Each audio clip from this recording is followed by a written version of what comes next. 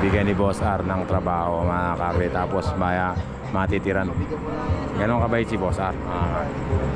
Mag-asawa po kayo, Nay? Mag-asawa po kayo? Idol, masipag ka ba? Ano, pantay ka lang ng bilyaran doon. Sige, may sweldo na namin kayo. Yun ang kinabuhay niya sa amin pag-bilyard dati.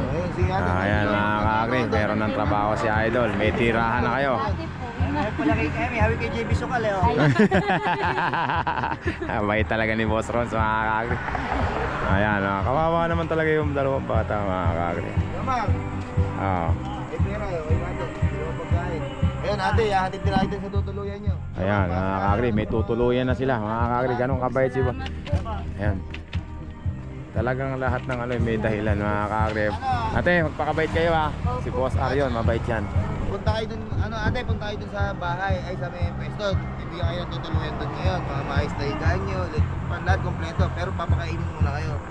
Tapos, bukas ng maga, punta ko kayo, doon lang tayo mag-usap. Bibigyan ko namin kayo ng buhay. Salamat po. Gusto po namin permanente po kasi sige, nakarating na po kami na Sambales sige, doon na lang. Babalik-balik lang po kami Galing din. naman ni Boss Sige, doon R. na kayo, doon, magbantay lang. Boss, magpaano ka? Pamatay ka lang ng bilyaran ni Boss. Kaya araos nyo ng pagkain. Sige, gusto na. Sabi sa'yo, Boss R. Sabi nga mga kakri. Ito nga inuubo na sa hirap yung mga kakri. Salamat. Baka Boss, ayan. Nabigyan kayo ng ni Boss R. Ganun. Pakakainin muna raw kayo. Yes, si tama na, pakita natin si Boss R. Pakita natin yung Maliit po yung sasakyan namin, pangmutak lang po kasi yan eh. Mutak. Anuhin nyo yung bata. Ayan, bibigyan sila ng trabaho ni Boss R mga kakri. Permanenteng tirahan tsaka trabaho.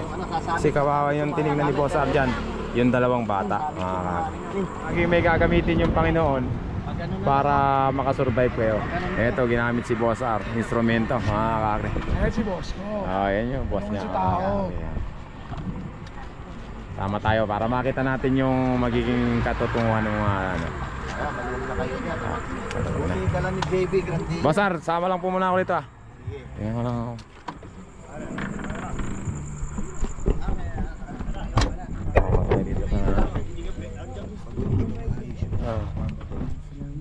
Ayan, nagpapasalamat sila. Marami pong salamat. Oo, okay lang yan. Kay Boss R kayo magpasalamat. Boss R, Ron Suson po pangalan niya. Buti napadaan po kayo dito. Oo, doon mo na lang muna patuloyin sa may kompleto din naman doon. May kumot, may unan doon. Okay, sige. Magamit mo si Alex, sa labas mo muna patulog yan. Sa hindi naman, sa si Alex hindi naman natutulog yun. Palabasin mo. Paano ba binubuksan to? Tanggalin mo yung cambio. Kung tatanggal, may pamihit ka ba dyan? Kakri, kasama natin si Boss Jomar. Ano ba ito sinuhus eh? Nakakarating ba kami nun, pare? Makakarating ba kami na... Kakri, samahan natin yung dalawa. Mga kakri, Ano siya? pakakainin muna namin yung kung ano sa'yo, boss. Pakakainin muna namin yung dalawang kasi mukhang pagod na sila mga kakri. Napakabait talaga ni Boss R mga kakri. Yung dalawang bata hindi mo talaga makakabag talaga yung puso mo mga kakri. Kaya kain kayo oh. Mga kakri, ano yun? Kanin na may may tawag. Pa, Kung tingnan mo yung lugar nyo. ito yung lugar nyo ngayon. Dito sila mapupunta. Dito sila mapupunta. Yan, pambihira yan yung babantayan mo, bilyaran. Tsaka yung mga na yan. Diyan sila mapupunta. Ano pa? Tutulog ngayon, dual split type aircon pa. Aircon pa daw yung tutulog. Dalawang split. Aircon pa pala yung tutulugan nila?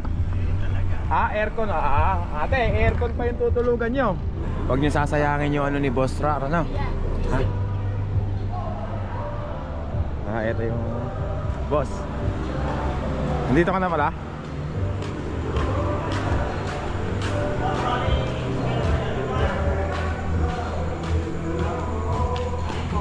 Hello po. Boss, nandito ka na rin? Oo, naka-live ko. Eto, dito matutulog yung dalawang ano, mga kakri. Aircon nga pala, mga kakri. Double split type pa pala. Dito sila matutulog. Maligo na lang. Maliguin na lang daw mga kakri. Tapos bukas kayo kakausapin ni Boss Ross. Sige Tara na mga kakri. Thank you kay Boss Ross, mga kakri. Mabuhay ka, Boss Art.